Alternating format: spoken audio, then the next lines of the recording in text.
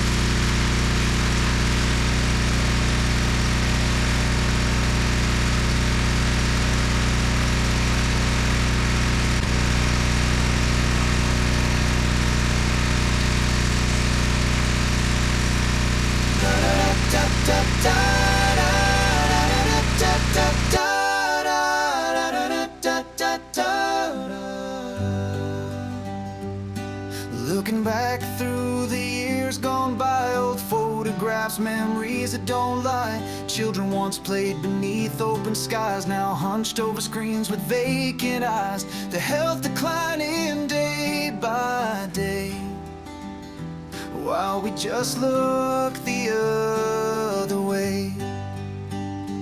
We need to wake up, take a stand, rebuild the heart of this promised land. Turn off the noise, speak face to face, rediscover our common grace. America's reflection isn't set in stone. Time to remember we're not alone. Media spinning tales half true, choosing sides on what to pursue. Social networks trap us in tribes, echo chambers where truth subsides. Our kids growing weaker in body and mind, while genuine connections hard to find. We need to wake up, take a stand, rebuild the heart of this promised land. Turn off the noise, speak face to face, rediscover our common grace. America's reflection isn't set in stone. Time to remember we're not alone. It starts with us in our homes, teaching values, putting down phones, moving our bodies, sharing a meal, having conversations that help us heal. Listen to others with different views, finding common ground in what we choose. So let's wake up, take that stand, rebuild the heart of this promised land. Turn off the noise, speak face to face, rediscover our common grace. America's reflection we can still renew, if we remember what's truly true.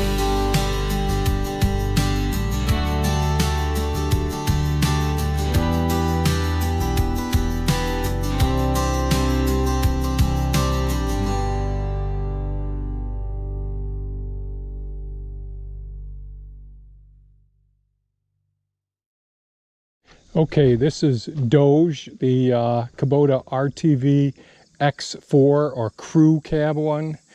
So this is the most recent Kubota that we purchased a few months ago after Pepe, my convertible Kawasaki Mule.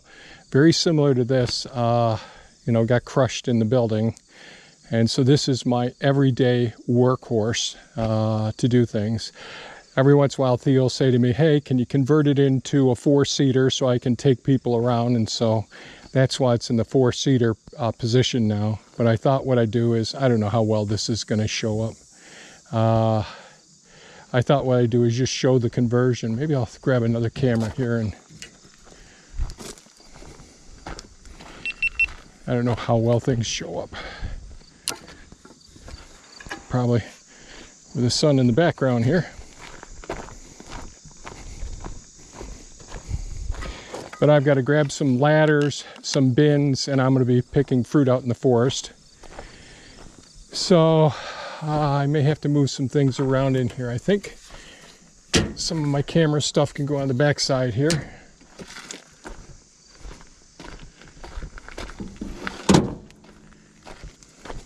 See, it's not a very large bed when you know, when it's in the four-seater, but for a lot of people it'd be just fine. And you could put a few fruit bins in here when you're harvesting. But let's see. So take my towel. Everything's dusty and dirty right now. So this goes up. I have to try and remember everything here now. And I believe that this just goes, let me see, there's a latch. 1 second here. I've got to take my pickaroon out.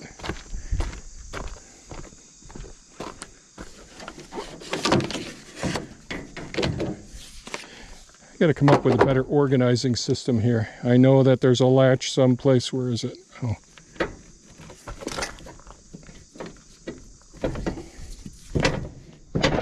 think that's the latch, isn't it? There we go. And up. So then we have these rubber restraining straps here. Take my binoculars, put those back here behind this seat, the towel behind this one, this towel here, get the other rubber strap there.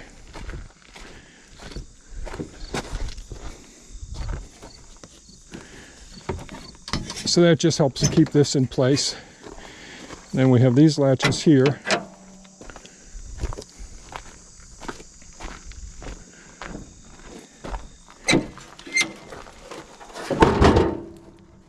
This can go up. Yeah. And then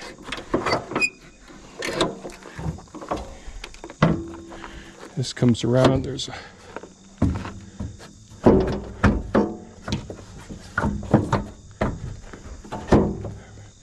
so that's latched like that. And this can go back into that spot.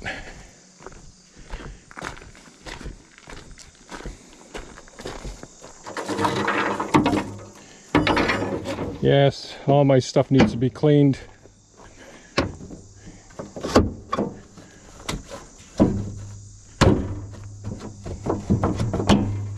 It's latched. This can go back around to where it's supposed to be over here. And I think that's the whole conversion right there. So it gives me a lot more room.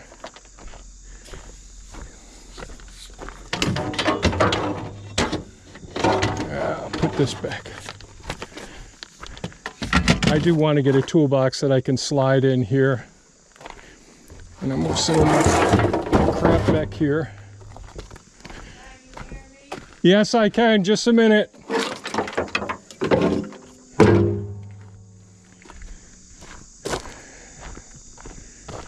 Okay, I'm ready to go work in the food forest now.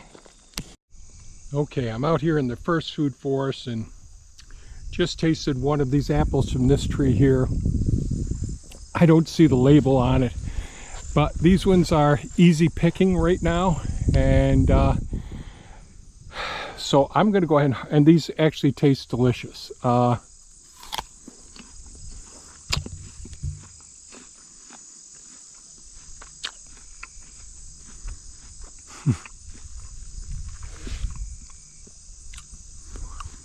Crisp, fruity, not overpowering, really delicious. I don't know what this cross actually is. This tree I transplanted, I think 2 years ago, and a storm had knocked it over. From, I believe I had it in the second food, either I had it way over on the other side in the first food forest where trees were just too close to one another, where I brought it over here, and I stood it up. We had a windstorm. I had it staked to a single stake here. Snapped the tie to the tree, to the stake T-post, and I found it laying down here in the ground. This was last year. So I stood it back up. I didn't bother redoing the root system because this was a grafted tree, as you could see down there. And I didn't want to build the soil up too much, but I could see I can mulch here, but I didn't get to it this year. So there's a good 2.5 inches of mulch that could go on top of this. But the mugwort, all the other weeds grew up in this area.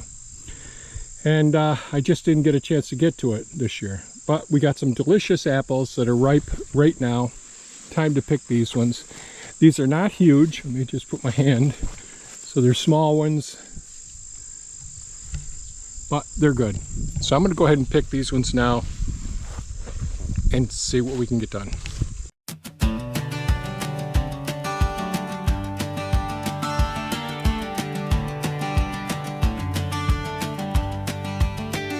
Silent whispers in the night, when the path ahead's not clear, that feeling deep down in your soul when something's wrong or danger's near. Not everything can be explained by logic, facts, or reasoning. Sometimes wisdom lives between the thoughts you think and what you're feeling. Trust that voice inside, the one that gently nudges you when something doesn't feel quite right or ring so perfectly true. It's been with you since time began, an anchor in life's shifting sands. Trust that voice inside, your gut knows where to stand. They say intuition is the sum of all you've ever known, collected wisdom in your cells from every seed that life has sown. In crowded rooms and empty halls, when words don't match the look in eyes, your body senses what is real before your mind can analyze. Trust that voice inside, the one that gently nudges you when something doesn't feel quite right or ring so perfectly true. It's been with you since time began, an anchor in life's shifting sands. Trust that voice inside, your gut knows where to stand.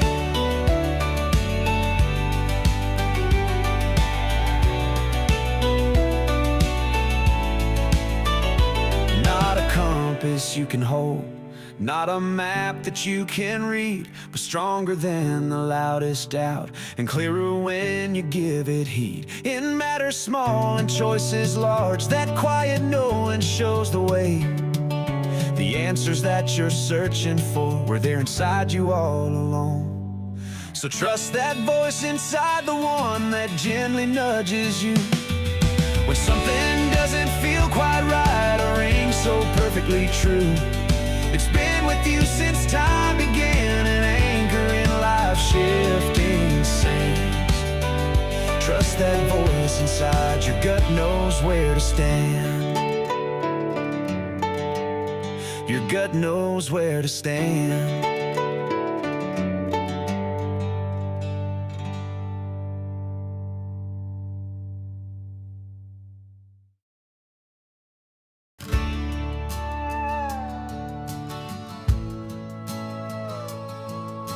I'm old school at heart, got dirt on my hands. Believe in hard work, building dreams on this land. Meritocracy's my creed, bust my ass every day, striving to be better in every single way. No free rides for me, that's not how I roll, but I'll lend a hand to a struggling soul. Don't wanna see folks trapped, chained to a scheme, systems not built for their hopes or their dreams. I'm stuck between two worlds, torn in the fray, old school heart and the future's bright way. This world's gone crazy like a war's breaking out. Gotta work hard, bring the American way back around. I love technology, the wonders it brings, the promise of tomorrow, all the marvelous things. We're living in times that spark fire in my soul, but the chaos around us is taking its toll. It's like a civil war, folks tearing at seams while other countries rise, stealing our dreams. We gotta make tough choices, stand up and be strong, bring back the pride in the work we've done wrong. I'm stuck between two worlds, torn in the fray, old school heart and the future's bright way. This world's gone crazy like a war's breaking out. Gotta work hard, bring the American way back around. I dream of a world where we build to endure, craft products with pride, make them solid and sure. Take care of this planet, this gift that we got, blend the old with the new, give it all that we've got. I'm hammering steel, but I'm loving the tech, old school grit with a futuristic trek. No handouts, just hustle, that's a code I live by. But I'll lift up my neighbor when I hear their heart cry. We're losing our edge if we don't make a stand. Work hard, build great with our hearts and our hands. This beautiful earth needs our love and our care. Let's rise up together, show the world we're still there. I'm stuck between two worlds, torn in the fray, old school heart in the future's bright way. This world's gone crazy like a war's breaking out. Gotta work hard, bring the American way back around. So here's to the hustle, to the sweat and the drive, to building the future where our dreams come alive. Between two worlds I'll stand tall and I'll stay working hard for the good old American way.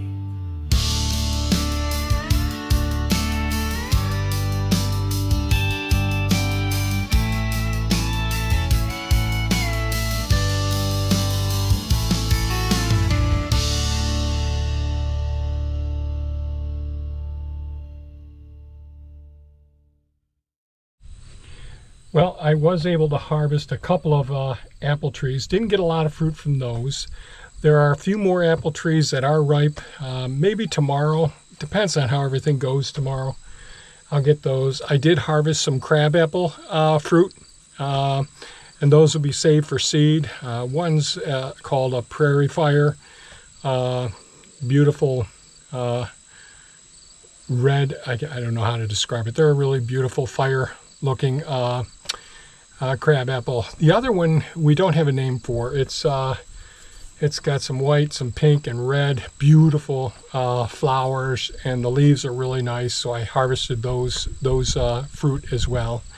So we'll save the seed from those. Maybe tomorrow I'll harvest some of the high bush cranberry fruit as well for seed as well. Now a lot of people will harvest the fruit, use the fruit for various